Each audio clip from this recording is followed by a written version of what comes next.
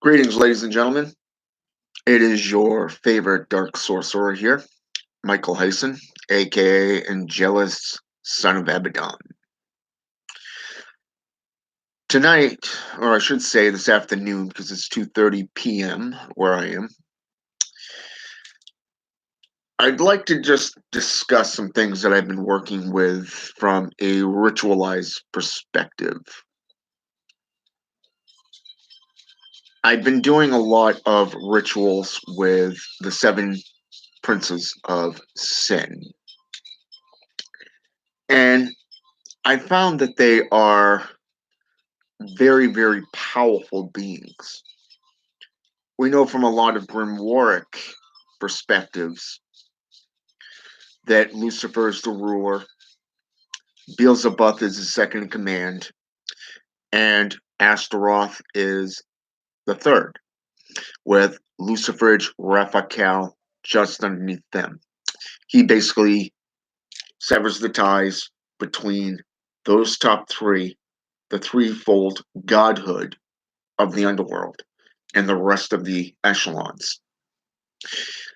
Now, I found this very interesting because there's a lot of individuals that have different perspectives on a lot of these. For an example, Beelzebub is the Lord of Pestilence, okay? But more so, he's also found in the Goetic by Solomon. He's referred to as a prince. He's referred to as a king. He's been referred to as the leader of rebellions, and he's even been classified as being the head of the underworld itself, just before Satan. Okay? But here's the thing. Since I undertook this last month working with the seven, calling on them, evoking them, summoning them, I've been experiencing a lot of things personally. Since I started working with Beelzebub, Beelzebub, Beelzebub, depending on which translation and spelling you want to go with. I've had this sickness going on. It's like a stomach flu, but more intestinal, which goes along with the term pestilence. Okay. Which is again tied into the fly to which Beelzebub appears. A lot of the time, it's a big giant fly. In my case, I didn't see the fly. I didn't see anything to that effect. Not even a big hairy fly with a big giant mane like a lion. No, I didn't do that, but I have been feeling these symptoms. At first, I thought it was due to an infection that I had when I had this tooth removed after it had broke off. But then my vision got a little wonky last week, and having the chills, shakes, being so cold I can't get warm, but yet I'm warm, almost like running a small low grade fever. And then don't even get me started on the runs. I mean, literally. So you think, okay, maybe it's food poisoning. Nope, it doesn't matter. None of that stuff fits. So I've been doing a bunch of research on these lords,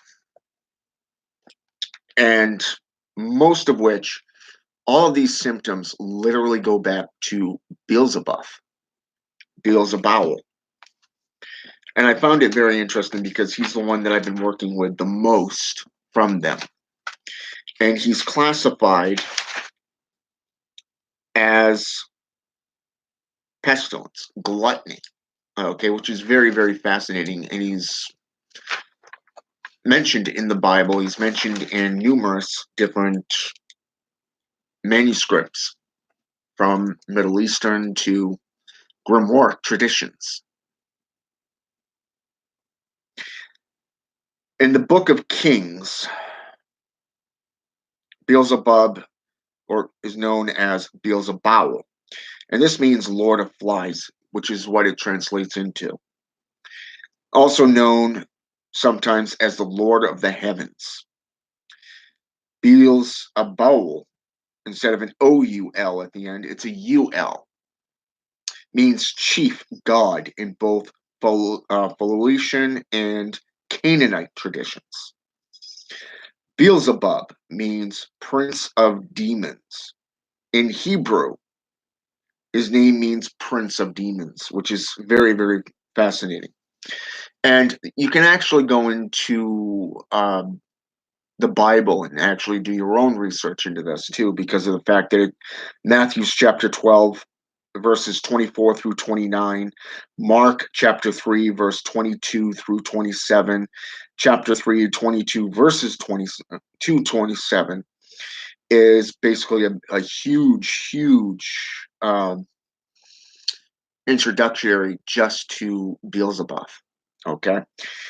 And then you have Luke chapter 11, chapter 14, verse 22. Very interesting scriptures right there that talk about him. Basically, he's associated with Venus, the evening star.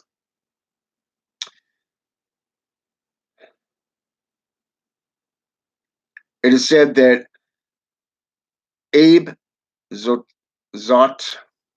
Bayu is Beelzebub's son, who was cast into the Red Sea. In quite a few different texts, I found it very interesting because of the fact that in one text, it refers to him as the Prince of Demons. And again, this is what it keeps coming down to. And the Acrocryphal text, the Gospel of Nicodemus, refers to Beelzebub as the ruler of hell over Satan. The medieval times refers to him as the demon of Sabbats, of witches, and great power. Okay. Now, in today's world, we know that Satan is the ruler of the Sabbats, the witches' Sabbath, which I found this very, very intriguing because of the fact that everybody seems to know that Satan, or believes that Satan, is the one that you have a lot of orgies with during these Sabbaths. But the story and the myth in this one text of how it transpires is very, very interesting. The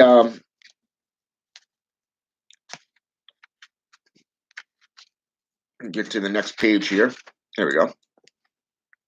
The Black Masses, referred to in 17th century, Beelzebub's name is chanted repeatedly.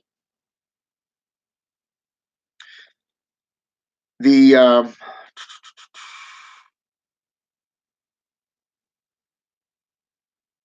I really got to work on my handwriting. the the grimoires of magic. A sorcerer conjures him Beelzebub at their own risk. A conjuring spell for him is Beelzebub, Salimo, Emi Clo, Veniti, Lucifer, Soroi, Sagriel, Beelzebub, Mediloa, with an OA at the end. Theu, EU at the end. THEU is how it's spelled. And a few more. But what's interesting here is that Beelzebub, is also known as Lord of the demonic possessions. And a lot of these can be seen through the 15th century entity blamed for possession cases. The nuns of Loudun, 15th century, through the 17th century. Even the, what was that province there in Europe? It was LN province. AL-EN-province. 17th century. Nicole Aubry, Lyon, France, 1566. And the most notorious acts of possession, the Erling possessions in the early 20th century in Erling, Iowa. And it was said that Beelzebub actually left in December 23rd, 1928. Interesting, isn't it? Very, very interesting on how this figure continuously changes throughout history. It was said that he was also originally an angel turned archdemon. And he rules the fifth sin known as gluttony. And it goes on to even go into different monotheistic Judaism practices where he is mocked as the Lord of the Flies, Baal, the prince, chief god in Canaanite, 2 Kings 1-2, CA period 853-21 BC, Luke 19 verse 5. Luke chapter 11 verse 19, casting out of demons. Okay, and it goes on even further to other scriptures, which was very, very fascinating. And I'll get to this, why I was getting into this in just a minute. Beelzebub, the Syrian god, originally in 2 Kings 1, chapter 1, verse 3. The Kabbalah, he is chief of 9 evil hierarchies of the underworld, seen in Matthew's chapter 10, verse 25, Mark chapter 3, verse 22, Luke chapter 40, verse 15, Matthew's 12, verse 24 rather. Prince of devils. Names: Lord of Flies, Lord of Chaos, Lord of Devils, Prince, Lord, and ruler of 666 demons. Okay. Some of the references that you can actually go into to do your own research is Paradise Lost, I-79 ranks Beelzebub next to Satan, and I-157 referred to as earlier Cherubim, or fallen cherub. Okay, so you can actually see where he was related as an angel before becoming a demon. But you can also see the story in Paradise Lost as how he was ruler over Satan and how we now serve Satan today as Satanists. Poetical works of John Milton. He refers with Satan, or confers with Satan. All and Everything by, I'm not even sure how to pronounce this guy's name, but it's Gurdjieff.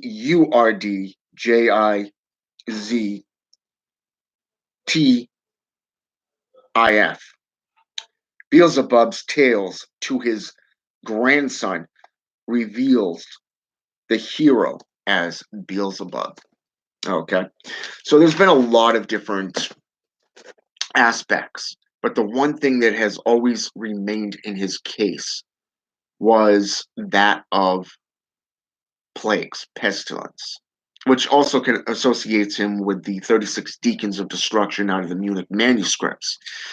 But there's really no correlation there that I've found so far. And yes, I have been delving into it. So, anyways, this led me into going into the Hebrew Bible, the Jewish Bible, the Quran, the different hierarchies of demons from the seven sins to the seven archdemons themselves, and I kept going into them. And I found out that you got number one is Belphegor, fire, the Lord of Fire. He is of laziness, sloth, Azazel, wrath, Ammon or Mammon, who's known as the son, in some cases, of the devil. Okay, is greed, Beelzebub, pestilence, gluttony, Asmodeus, lust, Leviathan, envy, Lucifer, pride. And the stories of the hierarchy and the Lord of the underworld really changes from different perspectives. And in one instance, we know that Asmodeus was once a man who lived by a lot of lust, a lot of let's just call it debauchery when it comes to sexualism and stuff, much like Crowley. And it's very funny because of the fact that if you go into the Quran, we also see where Asmodee or Asmodeus, Asmodai, rules or had ruled Sodom and Gomorrah. Okay, that was his city. That's why he ruled the Middle East, the Europe. And when you get down to it, when you get down into these mythologies, going into the book of Tobit, for an example, just with Asmodai, and to see how he was demonized, how Lucifer or Azazel, in this case Azazel, leader of the Watchers, who made a pact with Shemyaza in the book of Enoch, took a wife of the daughters of men, and they created Nephilim. Okay, so he's known as Wrath because he was cast out. Okay, Lucifer, pride because he fell. But then you also see how he gave mankind knowledge and wisdom. Okay, the forbidden fruits, if you wish.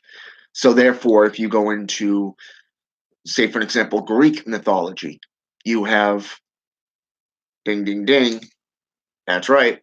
The guy who was chained to a mountain for giving mankind fire, Prometheus. Okay? Which is a much older translation. You go back even further, you go into a different region of the world, you have Iblis, okay, who's said to be son of one of these archdemons. Now, according to mythology, history, and spiritualism, Asmodeus, once he died, became an archdemon, and now he rules the Fifth Order. Leviathan, envy because of the fact that he was envious of certain things, which I'm not going to get into right now because, like I said, I've been working with these beings for a little while now. Now, according to the Quran, Iblis is mentioned at least 11 times, whereas Satan is mentioned at least 36 to 37 times. Lucifer once, Beelzebub a couple of times. But it's very, very interesting because of the fact that it says he is a Djinn lord, a hated devil, turned man from God.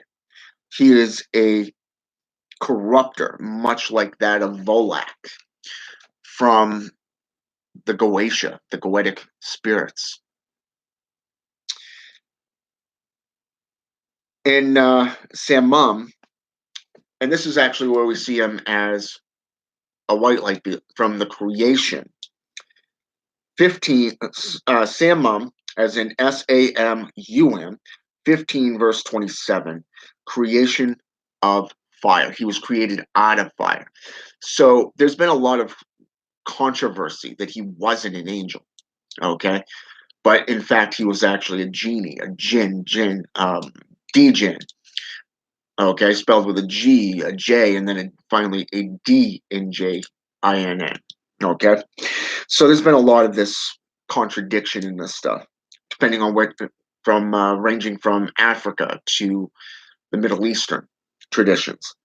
55 verse 15, he was born of the smokeless fire. Okay, and this is where it actually caught my attention because I ended up delving back into the book of the Smokeless Flame or the Smokeless Fire by S. Ben Cayenne because there was something in this research that caught my attention that I had read before with him from his book. And he's related to, in Christianity, he is known as Satan. In Islamic traditions, El Shaitan. You go into Hebrew, Ha Satan. So you can see where he became the adversary, the opposer, the accuser, and how he became the bad guy bad. Put on that bad guy badge and became hated. He became a devil. And it was very, very cool to see how this is unfolding throughout history. Hey, John. Salutes. Shaitan. Alpha.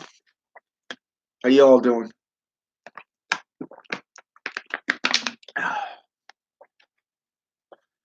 Trying to stay hydrated with all this, whatever this is that's going on here. Like I said, it's ever since I started working with Beelzebub, this has been going on.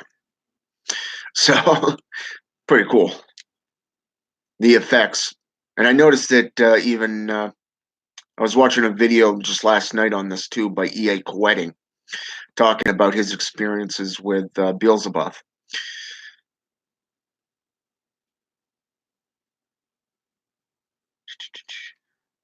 Hey, what's going on, man? But I wanted to get on here real fast and kind of just talk to you about this because of the fact that I've started this new grimoire, just surrounding my experience with these 7 archdemons of sin. And I just want to let you know that I am still doing my own practices and everything. That's good to hear. So, anyways, like I said, I wanted to get under here. I wanted to tell you what I've been up to lately, why I haven't been posting any rituals that I've been doing. And this is why, because I don't want to share anything and take anything out of context from what I've been doing because I'm going to be doing this for at least another month or two. See, I've been working with these beings now for a month, but I want to go.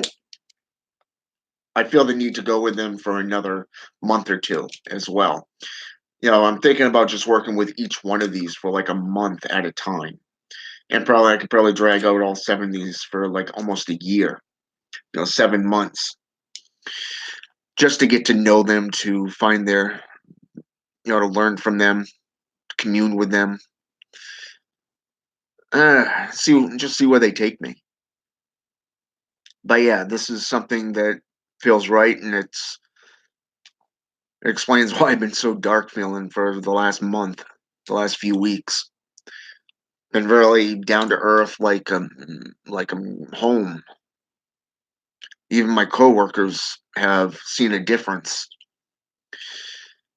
I mean, normally I'm an angry guy. I like rage. It's family line. But well, this is different. It's almost like I'm balanced. It's like I've begun accessing my own life, reflecting upon things, and really delving into certain things that I've done in my life, and things that have been done to me throughout my entire life, and why I got into black magic and sorcery and demonic, mysticism and all this stuff.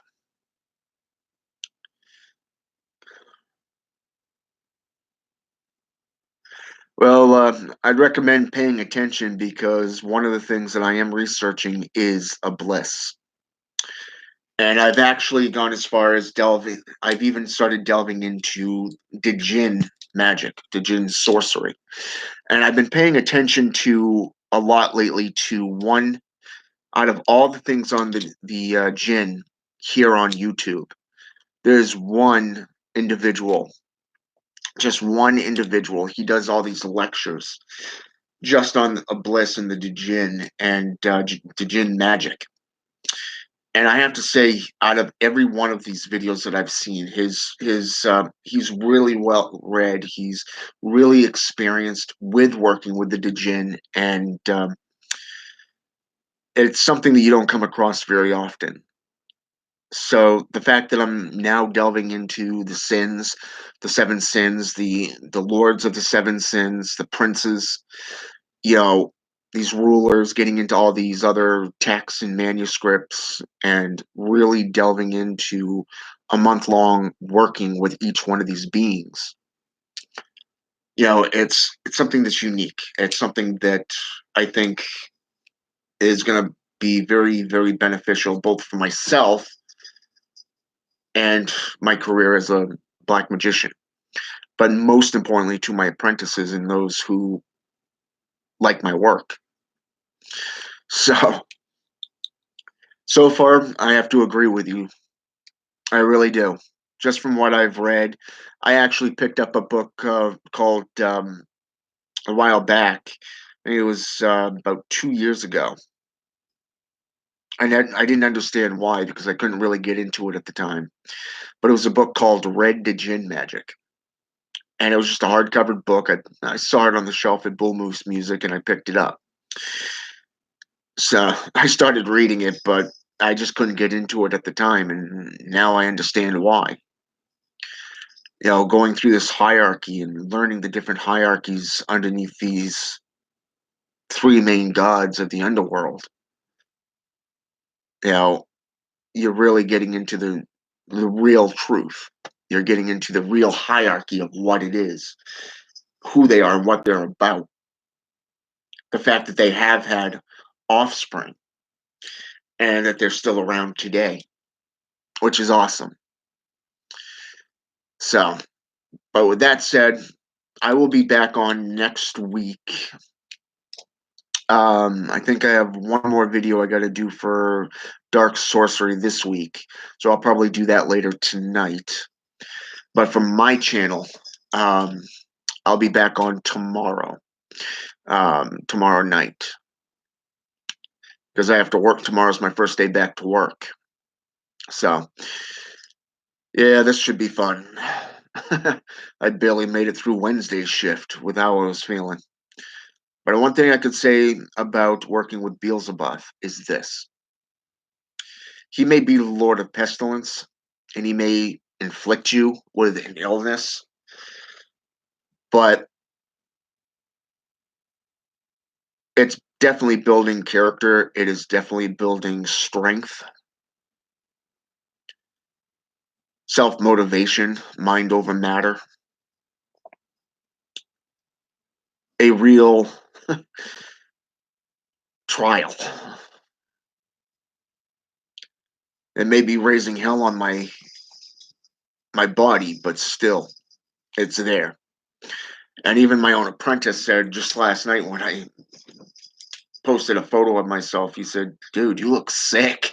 And it's like, that's probably because I am sick. I feel like crap, but I'm still going, you know? So, yeah, I mean, then I found a video, like I said, by E.A. Koetting where he says that he inflicts right up front this type of illness to push you, to create you.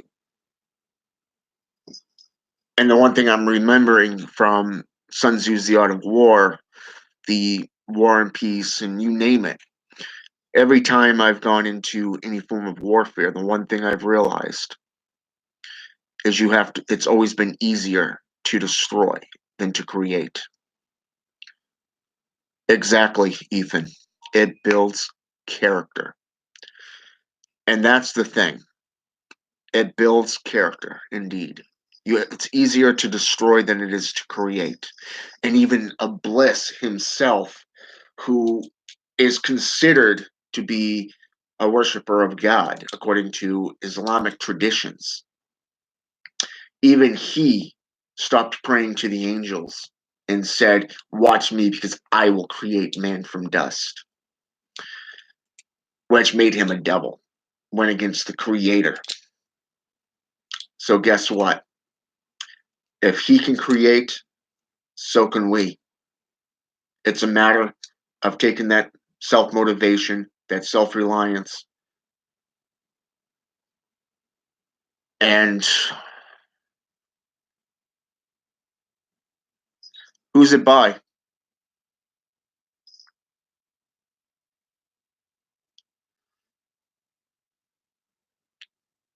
And it's definitely a self-motivation and trial. And Beelzebub may be doing this to me, to try me, to teach me. But guess what? The last few days, I have been feeling better. But there's still some ailments. And there's a reason for it.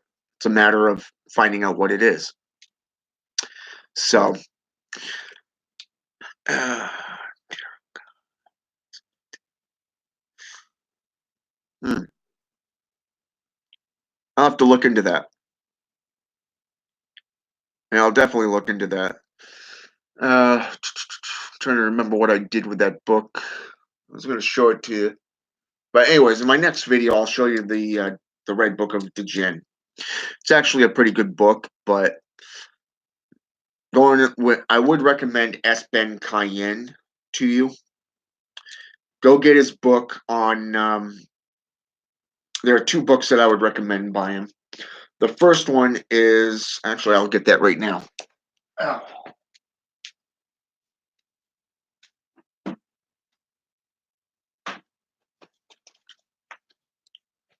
All right. The Book of the Smokeless Fire. The Smokeless Fire, yes, by S. Ben Cayenne. You can get that on Amazon, YouTube, not YouTube, but Amazon and eBay. Probably get it through just about any store. I would recommend that highly because I learned more about the Nephilim from him than I did anything of my research in the the Judeo-Christian take. And the other one is Thermiel, the Dark Divided Ones. Okay? These two books, along with the Book of Enoch, the Book of Tobit, and the other sources that I just named off, um, really align well with a lot of history and a lot of mythology, grimoire traditions, a lot of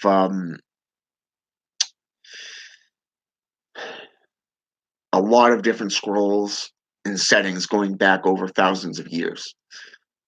From what I can see, I concur with you. But with that said, I got to get going. And I will be back on later tonight on Dark Sorcery channel to do another video.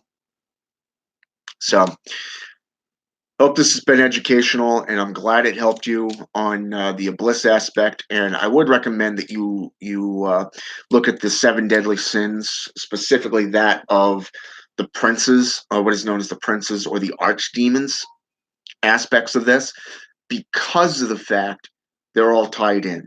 Okay, and Iblis happens to be one of them, one of the children from them. Okay, I'm thinking it's Beelzebub, but it's either him or Asmodee. Can't really remember which one it is offhand. I've only found one thing that stated that, and I haven't found anything else to support that. But it is said that he was actually created from when he went to hell. He was elevated to archdemon.